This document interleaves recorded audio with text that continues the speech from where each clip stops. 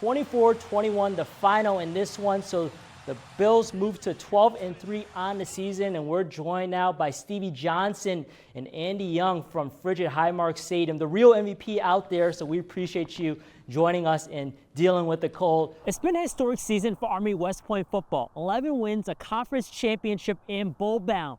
But none of that matters more than this weekend in beating arch rival Navy. Yeah, and Quentin Morris was saying in the locker room, those guys, him and Ray Davis, they're ready. They're waiting for these opportunities. This is what they prepare for. This is what they practice for all week, all season. We have been speaking with Governor Kathy Hochul about lake effect snow that is going to be hitting western and northern New York, where it's going to be measured not in inches but in feet in some communities along Lake Erie as well as Lake Ontario. In Army West Point football's 11 wins this season, they didn't turn the ball over, didn't give up big plays, and won on special teams. Well, those three things did not come to fruition Saturday night against their arch rival Navy. The hard work paying off for Zillage, and now he'll get to enjoy today's race, Cup Series race, as a fan, joining thousands here as the playoffs continue. Year one in American and year one Army West Point football are conference champions. The Black Knights defeating Tulane 35-14 at Mikey Stadium on a cold Friday night. He actually got traded mid-season. He started the year with the Jets, ends up finishing the year back with the Chiefs, winning his third Super Bowl. I still pinch myself when I'm introduced as the head coach of the Army hockey team. For Army hockey head coach Brian Riley, West Point has always been home. To this day, I still can't believe I've ever had this opportunity. Riley grew up at the United States Military Academy, the son of Hall of Famer Jack Riley, who coached the Army hockey team from 1950 to 1986. Culminating in 542 wins, as well as an Olympic gold medal as coach of the 1960 USA team. Growing up at West Point, I call it fantasy land. Like, you got to use all the facilities here. You got to be around these amazing cadets. You got to see so many amazing things that happen here at West Point. Brian would eventually leave West Point to play college hockey at Brown. After graduation, Brian joined the family business, becoming a coach. He bounced around at different programs, but eventually returned to West Point in 1989 to be an assistant coach for his brother Rob, who took over as head coach after their father Jack retired. I would have walked home to, get the opportunity, and at the same time, I would have been perfectly happy being an assistant for my brother for my whole coaching career. When Rob stepped down in 2004, it opened the door for Brian to continue the Riley head coaching legacy at West Point. During his 2-decade career, Brian has been named 4 times the Atlantic Hockey Association Coach of the Year and has amassed more than 245 wins, including the 2008 regular season conference championship. Actually, it was the night before that we had clinched at least a tie, and my dad was at the game. We were on the road at Sacred Heart, so he was on the bus with us afterwards, so that was pretty special. But after 21 years as Army's head coach, Brian will be stepping down after this season. A bittersweet decision, but Brian says it was the right time. It would also mark the end of the 75-year Riley head coaching dynasty at the United States Military Academy. Coaching at West Point is the most rewarding and humbling opportunity. I can't even call it a job because of the people, especially the young men and women that we get to be around every day. Current associate head coach Zach McKelvey is set to take over next season, but the book isn't completely closed on the Riley legacy at Army. Brian's son Jack, an assistant coach currently, will remain on the staff next year, so the family business continues.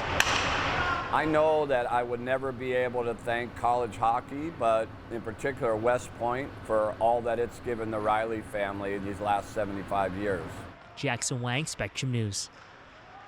A lot of energy and, looking forward to getting started with these guys.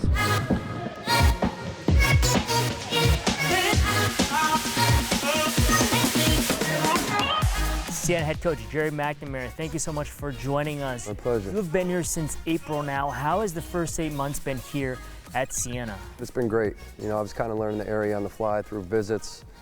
Just overwhelming support. It didn't take very long to understand that the brand that I knew was strong here and the support that I knew was elite here is exactly that. On the court, what's been the biggest challenge so far from transitioning as an assistant coach at Syracuse to now a head coach here with the Saints. Yeah, I've been lucky to kind of be on the ins and outs of the day-to-day stuff at Syracuse under Coach Boeheim and then really under Coach Autry.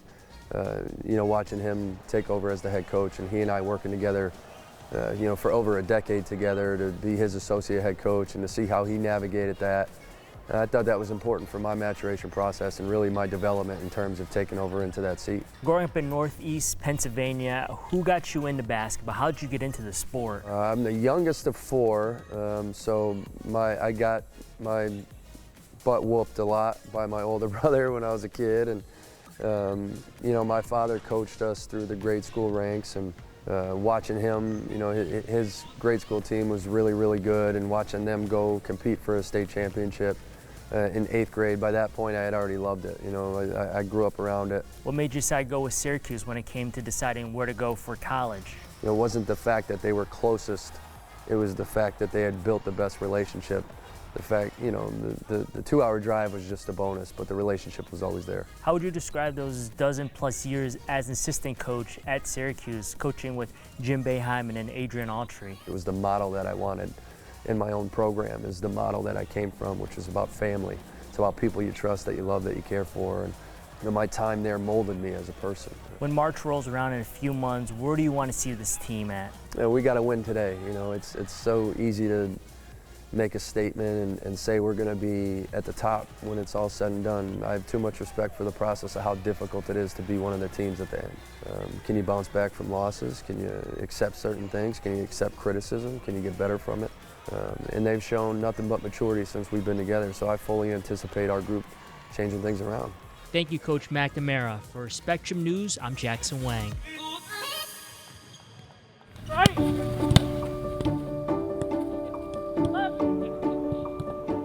Since we were little, we always wanted to play Division I soccer. Like, our parents knew that. When I was 3, I started playing soccer, and my twin sister liked it a little bit more than me, so she kind of helped me get into it, and we just got better alongside each other as it went on until college. Ultimately, I think we really liked just, honestly, it sounds kind of silly, but like playing with like our feet, getting out of our feet, playing, and the two of us also playing, it really brought a really good competitive atmosphere. It's really good to play with her. I think we, because I'm a defender and she's a goalie, we had that connection in the back, and I think we worked really well together. It was like really hard to like decide that we wanted to go to school separate, but like just based on how competitive we were, and we knew that we couldn't really have each other like all our lives.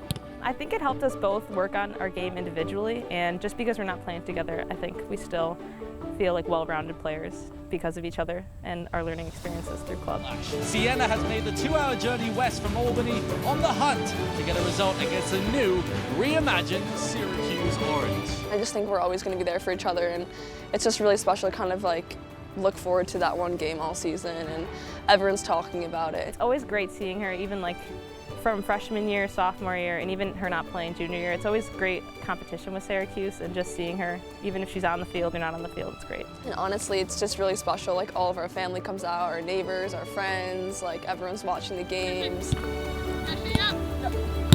Family always comes first, and I love talking to her about whatever it is, whether it's soccer or just life in general. At school, I miss her every day. We talk every day. But it's really like a really special bond that I think no one really gets unless you're a twin. But especially us being a minute apart, like, we're pretty much inseparable.